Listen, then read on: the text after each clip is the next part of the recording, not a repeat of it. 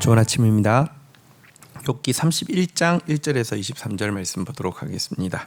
1절 내가 내 눈과 약속하였었나니 어찌 처녀에게 주목하랴. 2절 그리하면 위에 계신 하나님께서 내리시는 분깃이 무엇이겠으며 높은 곳에 전능자께서 주시는 기업이 무엇이겠느냐. 3절 불의한 자에게는 환난이 아니겠느냐. 행악자에게는 불행이 아니겠느냐. 4절 그가 내 길을 살피지 아니하시겠느냐. 내 걸음을 다 세지 아니하시겠느냐. 5절 만일 내가 허위와 함께 동행하고 내 발이 속임수에 빨랐다면. 6절 하나님께서 나를 공평한 저울에 달아보시고 그가 나의 온전함을 아시기를 바라노라. 7절 만일 내 걸음이 길에서 떠났거나 내 마음이 내 눈을 따랐거나 내 손이 더러운 것이 묻었다면. 8절 내가 심은 것을 타인이 먹으며 나의 소출이 뿌리째 뽑히기를 바라노라. 9절 만일 내 마음이 여인에게 유혹되어 이웃의 문을 엿보아 문에서 숨어 기다렸다면. 10절 내 아내가 타인의 맷돌을 돌리며 타인과 더불어 동침하기를 바라노라. 11절 그것은 참으로 음란한 일이니 재판에 회부될 죄악이요. 12절 멸망하도록 사르는 불이니 나의 모든 소출을 뿌리째 뽑기를 바라노라. 자, 욥은 고난 한가운데 있지만 자기의 신앙과 자기의 삶에 대해서 회고하고 또 결단하는 고백을 31장에서 이렇게 진술하고 있습니다. 첫 번째 자신의 신앙과 삶에 대해서 회고하고 또 결단하고 또 자신의 삶을 변호하는 내용은 성적인 정절에 대한 그의 이렇게 기준입니다. 그는 처녀들을 음욕의 대상으로 바라보지 않기로 자기 눈과 언약을 맺었다라고 고백을 하고 있습니다. 만약 자기가 성적인 죄에 빠진다고 하면 자기에게 임할 여호와의 기업과 분깃은 환난과 불행밖에 없어야 한다라고 되뇌이며 살았음을 또 고백하고 있습니다. 또 간음죄야말로 가정을 파괴하는 가장 큰 죄로서 그는 경계했고, 만약 자기가 이와 같은 죄를 저지른다고 하면 자기 처도 동일하게 부정에 휘말리는 것이 당연하다는 고백으로 살았음을 이야기하고 있습니다. 욥은 정말 하나님의 감찰하시는 눈이 자기의 모든 걸음들을 다 세고 있었음을 잊지 않고 사는 사람이었고요. 내로남불이 아니라 상대방에게 적용하는 잣대를 자기 행동에도 적용하여서 그대로 제어할 줄 아는 사람이었음을 보게 됩니다. 여러분, 성적인 정절은 참으로 중요한 모든 정절 중에서 우선하는 정절입니다. 하나님은 성결한 사람에게 자기의 일을 맡기십니다. 성적인 타락이 갈수록 극심해져가는 요즘 같은 시대에도 욥이 가지고 있는 높은 성적 정절에 대한 기준을 우리가 잊지 않기 위해서 몸부림치고 또 싸우는 그런 저와 여러분들이 되어야만 될 것입니다. 자, 13절부터 보도록 하겠습니다.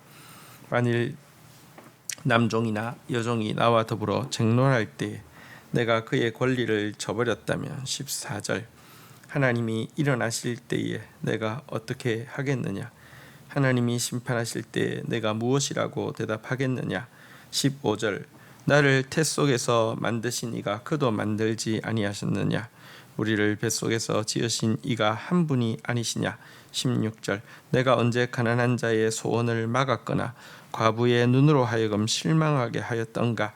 17절 나만 혼자 내 떡덩이를 먹고 고아에게 그 조각을 먹이지 아니하였던가. 18절 실상은 내가 젊었을 때부터 고아 기르기를 그의 아비처럼 하였으며 내가 어렸을 때부터 과부를 인도하였노라. 19절 내가 만일 사람이 의복이 없이 죽어가는 것이나 가난한 자가 덮을 것이 없는 것을 못 본 채 했다면. 20절 만일 나의 양털로 그의 몸을 따뜻하게 입혀서 그의 허리가 나를 위하여 복을 빌게 하지 아니하였다면 21절 만일 나를 도와주는 자가 성문에 있음을 보고 내가 주먹을 들어 고아를 향해 휘둘렀다면 22절 내 팔이 내 어깨뼈에서 떨어지고 내 팔뼈가 그 자리에서 부스러지기를 바라노라. 23절 나는 하나님의 재앙을 심히 두려워하고 그의 위엄으로 말미암아 그런 일을 할 수가 없느니라. 욥은 이제 성적인 정절에 대한 자기의 기준을 이야기하고 또 한 가지는 경제적인 부분에서 이렇게 그의 정절에 대해서 그의 기준에 대해서 또 고백을 하고 있습니다.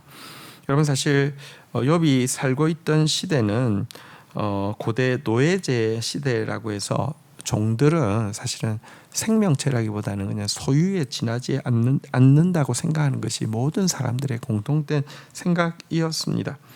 하지만 욥은 놀랍게도 그 시대에 살고 있지만 자기 수하에 있는 종들에 대해서 하나님께서 자기하고 동등하게 지으신 창조 이 피조물 인격체로 존중했고요.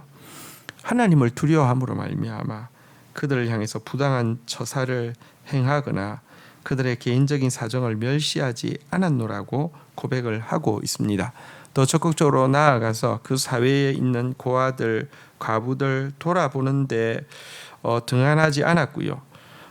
밤에 춥지만 입을 것이 없어서 당시 이제 겉옷이 입을 역할을 했는데요. 다 빼앗겨서 입을 것이 없어서 추위에 떨고 얼어 죽는 사람들, 이런 사람들 자기가 좋은 옷을 지어서 입혔고요. 또 재판석에 자기 친구가 앉아 있는 사실을 보고는 약자들을 이렇게 폭행을 하고 어차피 그래도 재판석에 있는 친구가 무죄 판결해 줄 것이니까 이런 악한 행동들 하지 않았다 이렇게 이야기를 하고 있습니다. 만약 그런 일이 있었다고 하면 하나님의 심판으로 말미암아 자기 팔이 떨어져 나가고 자기 팔뼈가 부서져야 한다라고도 고백을 하고 있습니다. 앞부분에서도 보면 그가 만약에 허위 속임수로 이렇게 다른 사람들을 대했거나 이익에 이렇게 눈이 멀어서 더러운 돈을 탐했거나 이런 일들이 있었다라고 하면 하나님께서 이렇게 내 모든 것을 다 빼앗아 가셔야 한다라고도 고백하고 있는 모습을 보게 됩니다. 여러분 경제적인 관계에서 우리가 정말 하나님 뜻대로 사는 것은 우리가 가진 신앙을 표출하는 가장 중요한 방편이 되어집니다. 예를 들어 우리가 개인적으로 예배 생활을 아무리 잘 한다 할지라도 혹은 개인적인 도덕적인 순결은 아무리 강조한다 할지라도 경제적인 부분에서 내가 더러운 일을 탐하거나 아니면 정말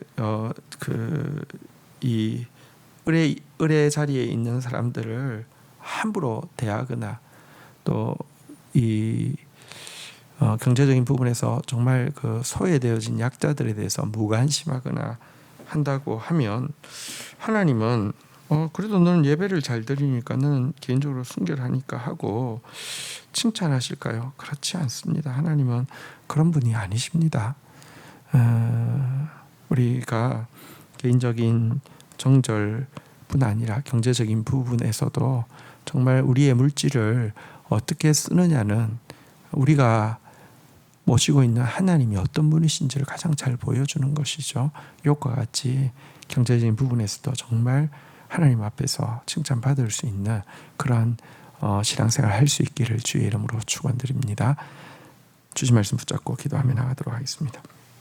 하나님, 욥이 성적인 정결을 위해서 얼마나 결심하며 또 뿐만 아니라 하나님께서 그의 걸음을 다 세고 계심을 인식하고 또 그 하나님 앞에 스스로 만약 그와 같은 죄를 범한다고 하면 환난과 불행만이 자기에게 와야 된다고 경계하면서 두려워하고 조심하고 있는 모습을 보게 됩니다.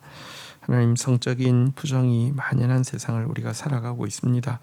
그러나 주님, 하나님 앞에서 성적인 정절이 얼마나 중요한 것인지 말씀대로 붙잡고 말씀대로 근신하며 말씀대로 싸우고 또 말씀의 능력으로 말미암아 이겨내는 자들 되어질 수 있도록 인도하여 주시옵소서. 뿐만 아니라 개인적인 정절을 넘어서 이 사회 속에서 우리가 경제생활 속에서도 하나님 참 그 정절을 지키는 저희들 되어질 수 있도록 인도하여 주시옵소서. 부정한 이익을 탐하는 자 되지 않게 하여 주시고 경제적인 약자들에 대해서 함부로 갑질하거나 또 경제적으로 소외된 자들에 대해서 등한히하고 무관심한 그런 죄를 범하지 않도록 주여 도와주시옵소서. 참으로 하나님께서 우리에게 주신 은혜들은 약한 자들을 돌아보고 매인 자들을 자유케 하며 정의의 행동을 하라고 주신 것임을 기억하고 참 경제적으로 우리가 돈 쓰는 모습이 하나님과 사람들에게 참된 신앙이 무엇인지를 보여주는 칭찬받는 그와 같은 경제생활이 되어질 수 있도록 우리를 붙들어 주시기를 간절히 간구하고 소원합니다. 예수 그리스도의 이름으로 기도 올립니다. 아멘.